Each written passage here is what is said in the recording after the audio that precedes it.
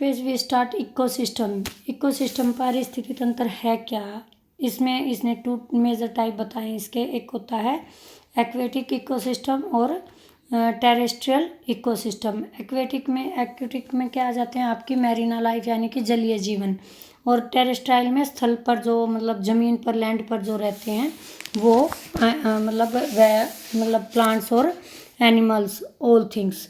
तो aquatic ecosystem में क्या कहता है, life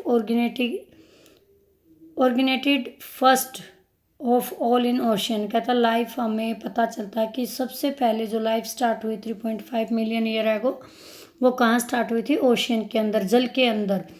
then it flourished in other sphere, और बाद में ये दूसरे स्पेयर में फैली। Aquatic ecosystem can be further subdivided into, इसको आगे फिर डिवाइड किया है जलीय जो जीवन पारिस्थितिक तंत्र है। एक तो होता है fresh water ecosystem which include lake, pond, stream और मार्सेस एंड बॉग्स।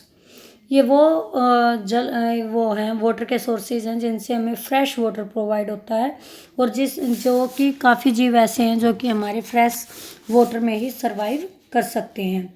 सेकंड है मैरीना इकोसिस्टम, जैसे कि आपके ओशियन में, सी में काफ़ी टाइम तक क्या है, काफ़ी गहराई में होते हैं आपके ओशियन, और उनमें जो जीव जंतु जो प्लांट्स पाए जाते हैं उसकी लाइफ को आप इसके अंदर इंक्लूड करोगे। Which include the ocean, estuaries and coral reefs. इनके अंदर ये लाइफ पाई जाती है जिसमें मतलब परमानेंट वाटर स्टे रहता है। फिर है टेरेस्ट्रियल इकोसिस्टम, जो आपका स्थलीय जीवन है, पारिस्थितिक तंत्र है, वो क्या है? Other than ocean life is also present on land पे भी लाइफ है। Both plant and animal species are present there. Plant species भी हैं लैंड पे और एनिमल स्पीसीज भी। On the basis of total assemble of plants and animal species interacting within specific condition, जो एक विशेष कंडीशन में एक दूसरे के साथ रहते हैं प्लांट्स और animal species. The terrestrial ecosystem can be further categorise as forest. Plants के बेस पर हम कहते हैं कि अगर वेजिटेशन के बेस पर लगाएं, फॉरेस्ट पाए जाते हैं, ग्रासलैंड पाए जाते हैं, डेजर्ट पाए जाते हैं। डेजर्ट जो ये फॉरेस्ट है, टुंड्रा फॉरेस्ट, ये हम 7th क्लास में ऑलरेडी डिस्कस कर चुके हैं कि फॉरेस्ट क्या होते हैं। Where we find plant species, जहाँ पर आपको कंटिन्यू प्लांट्स ही प्लांट्स नज़र आएंगे, वो क्या कहलाएगा आपका? वो एरिया आपका क्या कहलाएगा? Plants cover area is known as forest. उसको आप क्या कहेंगे? फॉरेस्ट कहेंगे। ठीक है, तो नेचुरल वेजिटेशन को ब्रॉडली डिवाइड किया गया फॉरेस्ट में, ग्रासलैंड में, डेजर्ट में और टुंड्रा वेजिटेशन में। अब फॉरेस्ट की एक सिंपल सी डेफिनेशन है कि एक एक्सटेंसिव एरिया होता है, बड़ा विस्तार से खुला area, continuous area of land dominated by trees, जिस पे आपको कंटिन्यू ट्रीज ही ट्रीज नजर आएंगे। Often with great biodiversity is called forest. उसमें एक टाइप के नहीं, आपको डिफरेंट टाइप के ट्रीज मिलेंगे, उसको आप बायोडाइवर्सिटी मिलेगी, विभिन्नताएं मिलेगी ट्रीज की, जिसको आप फॉरेस्ट बोलते हो, कहते हैं forest are the association of plants का समूह है। Predominantly trees over large area, लगातार कंटिन्यूसली आपको उस एरिया में क्या मिलेंगे? ट्रीज से कवर मिलेगा, प्लांट से, मतलब पेड़ पौधों से। They are associated with areas having abundant water supply. किस एरिया में आपको प्लांट्स मिलेंगे, ट्रीज ज़्यादा ग्रो होंगे, फॉरेस्ट मिलेंगे जहाँ पर आपको सफिशिएंट मात्रा में वाटर की सप्लाई हो। They are broadly classified as evergreen and deciduous forest depending on when they shed their leaves. कहता है आपको एक तो सदाबहार फॉरेस्ट होते हैं, एक होते हैं पतझड़ डेसिडुअस पतझड़ फॉरेस्ट, जो डिपेंड होते हैं कि कौन से टाइम पर कौन से फॉरेस्ट अपने जो प्लांट्स हैं, वो ट्रीज हैं, वो अपने लीव को शेड करते हैं, गिराते हैं। Both these forest type are further classified as tropical and temperate evergreen and or deciduous based on their location. अब उनकी लोकेशन के आधार पर हमने इनको 2 पार्ट में फिर आगे डिवाइड किया। जो ट्रॉपिकल रीजन में पाए जाते हैं उनको हम ट्रॉपिकल एवरग्रीन फॉरेस्ट कहते हैं। जो डेसिडुअस है यानी पतझड़ है, एक पर्टिकुलर सीजन में अपने पत्ते गिराते हैं, शेड करते हैं अपने लीव्स को, तो अगर वो ट्रॉपिकल रीजन में है इस तरह के फॉरेस्ट तो उन्हें ट्रॉपिकल डेसिडुअस फॉरेस्ट कहते हैं। अगर टेम्परेट जोन में है तो टेम्परेट एवरग्रीन कहेंगे। अगर टेम्परेट में डेसिडुअस है तो टेम्परेट डेसिडुअस फॉरेस्ट हम कहते हैं। उनकी लोकेशन के बेस पर भी कौन से जोन में है forest. Ecosystem occupies an important place in term of biodiversity. आपको फॉरेस्ट जो पारिस्थितिक तंत्र है उसमें आपको बायोडाइवर्सिटी मिलेगी, यानी कि विभिन्न प्रकार की जैविकता, डिफरेंट टाइप के जीव मिलेंगे या प्लांट्स लाइफ मिलेगी, ट्रीज लाइफ मिलेगी। There are a wide variety of plants and animal species in forest ecosystem. आप अगर फॉरेस्ट पारिस्थितिक तंत्र जो वन है वहाँ देखेंगे, जो फॉरेस्ट है उसमें डिफरेंट टाइप के प्लांट्स, ट्रीज और आपको एनिमल्स लाइफ देखने को मिलेगी। नेक्स्ट है ग्रासलैंड। ग्रासलैंड में क्या होता है, the area dominated by grass, जहाँ पर आपको कंटिन्यू ग्रास ट्रीज नहीं होते इस एरिया में, ठीक है। Grassland are mainly landscape with grasses everywhere, जहाँ आपको ग्रास ही नज़र आएगी।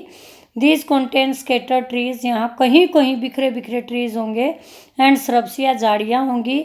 इन बिटवीन द ग्रासेस, किसके बीच में, ग्रास के बीच में। Some of the well known grassland of the world are prairies in the north. ये 7th क्लास में हम करके आए हैं। नॉर्थ में इन्हें प्रेरीज कहते हैं, साउथ अमेरिका में पंपास कहते हैं, साउथ अफ्रीका में वेल्ड कहते हैं, downs in Australia and steppes in Eurasia. Eurasia जो यूरोप और एशिया की बाउंड्री के ऊपर जो ग्रासलैंड है उन्हें स्टेपीज कहते हैं। They are found in region of moderate rainfall. ये कौन से, मॉडरेट यानी कि यहाँ ज़्यादा बारिश नहीं होती, इसीलिए अगर ज़्यादा बारिश होगी तो आपको ट्रीज मिलेंगे क्योंकि वाटर सफिशिएंट होगा, सनरेज सफिशिएंट गेन कर रहे हैं तो ऑटोमेटिक इनकी हाइट बढ़ेगी। लेकिन क्योंकि यहाँ सफिशिएंट वाटर नहीं होता इनको सप्लाई, इसीलिए यहाँ पर इनकी जो है वो ग्रास पाई जाती है, ट्रीज नहीं मिलते, और मिलते हैं तो बहुत कम एरिया में जहाँ बारिश ज़्यादा होती है। These grassland are home to a large variety of animal and plant species, क्योंकि बहुत ज़्यादा एनिमल ऐसे हैं, मोस्टली एनिमल्स जो कि ग्रास के ऊपर डिपेंड हैं, और काफ़ी जीव हैं, इसीलिए यहाँ पर जो ग्रास से रिलेटेड, जो ग्रास ईटिंग जो है एनिमल्स हैं वो वहाँ पर पाए जाते हैं। Cattle can be Rudyard in this area. यहाँ पर पेस्चर्स, पशुपालन किया जाता है क्योंकि यहाँ पेस्चर चराने के लिए काफ़ी लैंड है। Desert occupy about 1/5 of the land. 1/5 जो पार्ट है वो किसने घेरे हुए है, डेजर्ट ने। Here humidity is limiting factor, humidity कम होती है। Desert receive less than 50 centimetre of annual rainfall. Annual rainfall यहाँ 10 सेंटीमीटर से भी कम होता है, वार्षिक जो बारिश होती है वो। Cactus and few shrubs are found here. यहाँ पर सिर्फ आपको झाड़ियाँ या कैक्टस या कांटेदार जो थ्रोनी फॉरेस्ट हैं उस टाइप के फॉरेस्ट यहाँ पर आपको पाए जाएंगे। In such areas plants have deep roots. इन एरिया में जो प्लांट्स होते हैं उनकी रूट्स गहरी होती हैं। द लीव्स हैव थ्रोनी, पत्ते थ्रोनी होते हैं, कांटेदार होते हैं, एंड वैक्सी सरफेस, और जो इनकी स्टेम होती है काफ़ी वैक्सी होती है, जिसके अंदर ये वाटर को, जिसमें मॉइस्चर बना के रखते हैं काफ़ी टाइम, इनको वो वाटर की नीड नहीं होती। थ्रोनी लीव्स होते हैं, अगर वैसे ज़्यादा लीव्स नहीं होते, लीव्स होंगे तो थ्रोनी लीव्स हैं ताकि वो प्रोटेक्ट हो रहे हैं एनिमल से। रूट्स डीप होती हैं क्योंकि पानी रेतीला है, रेत में पानी बिल्कुल, जो सैंड एरिया है वहाँ पर पानी गहराई में मिलेगा आपको, तो ये वाटर को लेने के लिए इनकी रूट्स काफ़ी गहरी होती हैं। This help reduce loss of moisture through transpiration. जितने पेड़ पर ज़्यादा पत्ते होंगे उतना ही ज़्यादा ट्रांसपिरेशन होगा, यानी कि ट्रीज़ के थ्रू वाटर का एवेपोरेशन होगा, इसीलिए इन ट्रीज़ के ऊपर आपको लीव्स काफ़ी कम दिखाई देंगे, और होंगे तो थ्रोनी होंगे। फिर स्टैम्प भी क्या होती है, काफ़ी वो होती है, वैक्सी होती है, जिसमें मॉइस्चर मतलब मॉइस्चर को अपने अंदर कंटेन करके रखती है। Tundra it is found in cold polar region and comprise of mosses and lichen. यहाँ पर आपको सिर्फ मोसिस और लाइकेन जैसे होती है ना, वो होती है काई जैसा ग्रीन ग्रीन सा इस तरह, या छोटे छोटे पौधे जिसपे फूल लगते हैं बेल टाइप में, ऐसे आपको पौधे छोटे छोटे, पौधे भी नहीं कहेंगे, ग्रास ही होती है मोसिस भी, ठीक है। तो इस तरह के, और ये पोलर रीजन काफ़ी ठंड वाले एरिया में आपको टुंड्रा वेजिटेशन पाई जाती है।